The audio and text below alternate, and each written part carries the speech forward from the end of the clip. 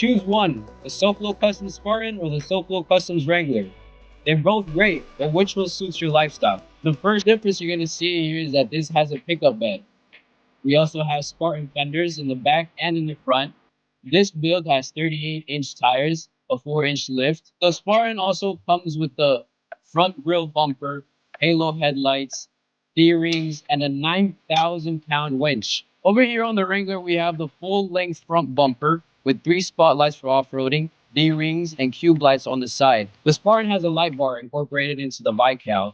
This Wrangler has dual cube lights. Both of them have silver apocalypse trims, 4-inch lifts, and power steps. Additionally, they both have custom rear bumpers.